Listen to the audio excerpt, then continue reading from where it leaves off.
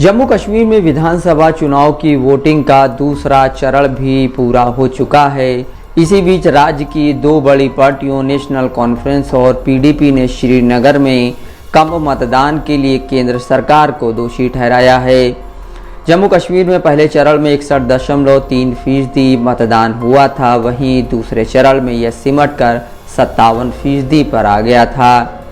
बुधवार को जम्मू कश्मीर में दूसरे चरण की वोटिंग हुई थी। नेशनल कॉन्फ्रेंस के उपाध्यक्ष उमर अब्दुल्ला ने श्रीनगर में कहा, हमारी उम्मीद के हिसाब से मतदान कम रहा। इसके पीछे पूरी तरह से केंद्र सरकार जिम्मेदार है।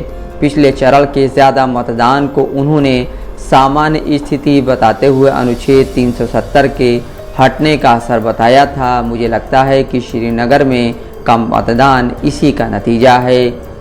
उमर अब्दुल्ला ने यह भी कहा कि श्रीनगर के लोग ज़्यादा मतदान के जरिए इस बात का गलत संदेश नहीं देना चाहते थे कि राज्य में स्थिति सामान्य है और वे 370 को हटाए जाने को स्वीकार करते हैं। हालांकि उन्होंने आखिरी और तीसरे चरण में मतदान में उछाल आने की उम्मीद जताते हुए कहा, बारामुल्ला, बांदीपोरा और कुपवाड़ा के लोगों ने मुश्किल हालात में मतदान किया है। हमें इस बार भी अच्छे मतदान की उम्मीद है। वहीं पीडीपी नेता वाहिदुर रहमान पारा ने श्रीनगर में कम मतदान को केंद्र सरकार की कठोर नीतियों का नतीजा बताया।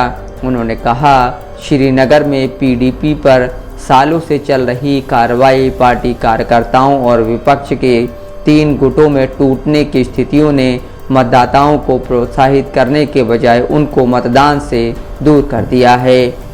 जम्मू कश्मीर चुनाव के दूसरे चरण में 26 सीटों के लिए मतदान हुए थे। इसमें से 20 सीटों पर पिछले लोकसभा चुनाव के मुकाबले कम वोट पड़े थे। Bureau report, Dastak live news.